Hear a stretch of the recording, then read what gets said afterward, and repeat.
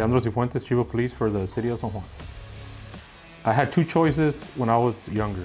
I grew up in Las Milpas is the south side of the city of Juar. When I was in my age, when I was young, it's a rough area to kind of grow up. My parents here were migrants. We didn't have money to go to college or anything like that. I had two choices: go into law enforcement or become an attorney. My parents didn't have any money, so what happened is that I started working in a refinery as soon as I graduated high school, so I could put myself through college. But when I was going to work in refineries in Houston, all those areas, I met my wife, and an attorney going as an attorney and saving up for college was already off the books. So then I had to, provide for my wife. Then we started having kids, and then from there, the last resort that I have is law enforcement. I never thought I would get to this position. My motivation was always being in patrol or being part of investigations. I never thought that I was going to be part of a command staff or administration, any part. The city of San Juan gave me an opportunity a few years ago. I took it. I am a resident here of this city, so I take my job real seriously, because the same community I'm protecting is my family and friends. I grew up in a humble environment, a humble family, so I know what it is to work for what you have. Nobody gave me what I have right now. My parents taught me that if you want something, you got to actually earn it, and I think the city of San Juan, the mayor, the commission, the city manager saw something in me that they wanted to give me a try. They gave me a try, and hopefully I'm doing a good job as of right now. To me, network is a big thing. When I was a patrol officer, patrol sergeant, especially when I went into a criminal investigations division, networking was one of my biggest things. I would network with other cities, to look for because here in the valley, the same criminal that committed an offense in the city of Juar, city of McAllen, is possibly the same criminal that is burglarizing our cities. Because we're so connected together.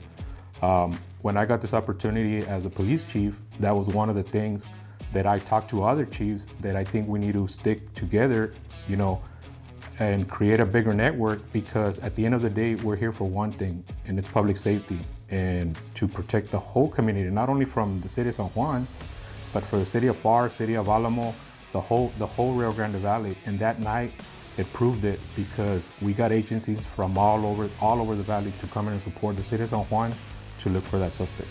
I learned that you gotta take care of your officers. That's my number one goal here with my police department and my patrol officers, because the patrol officers to me are the backbone of the department. They're the ones out there.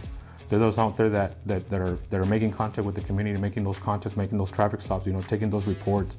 So I gotta take care of them, and when I say taking care of them, I gotta make sure they have the equipment that they need, the training they need, and if they need something, I have an open door policy, and so does my administration.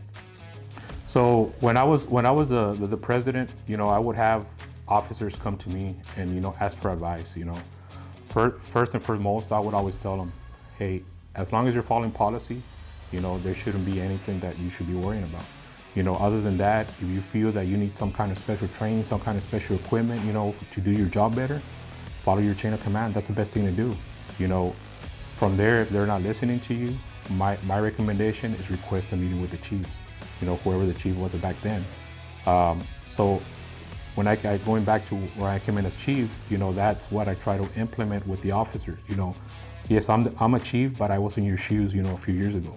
So I know how it is. I know when you need some kind of special equipment. I know when you're not listened to, but my goal, the same thing, my goal is to network with other agencies. The same goal is I want to stay with the same relationship and network with my own officers. I got to make sure I listen to their opinions. So I could say this about JP. JP, I could say he's just a text or a phone call away. If he's not able to answer you right away, he returns your calls right away and as soon as possible. And I'm saying it right now as a police chief and before I became a police chief. I think he believes in what it is, an actual, talking, opening up, not just because, hey, now you're a police chief, I'm not going to listen to you. I'm only going to listen to, the officers. No, I call him for advice. Sometimes last time they came and did a barbecue, we were talking about, what do he has more experience than me. Why not, pick his brain to see what he has better, what kind of advice, what he's seen, what not to do as a police chief versus, what I can do and stuff like that, to make myself better and to better take care of the officers. Today, I just hired my last officer. So we've been, I estimate about 8 years since we haven't been fully staffed. And today, I'm gonna turn in my last recommendation and we're gonna be fully staffed, and hopefully by next month, we'll be doing a full ceremony for all the 10 officers that we hired. And I'm gonna ask the city, open up more positions, because everything that I've been hearing from the officers that I interviewed is that all they're hearing now is that there's good things going on in San Juan and they want to come to San Juan. There's opportunities for San Juan and in the city of San Juan Police Department, and they want to try out the city of San Juan. And I think it speaks for itself because we haven't been fully staffed. Like I said, my estimate has been in the past 8 years.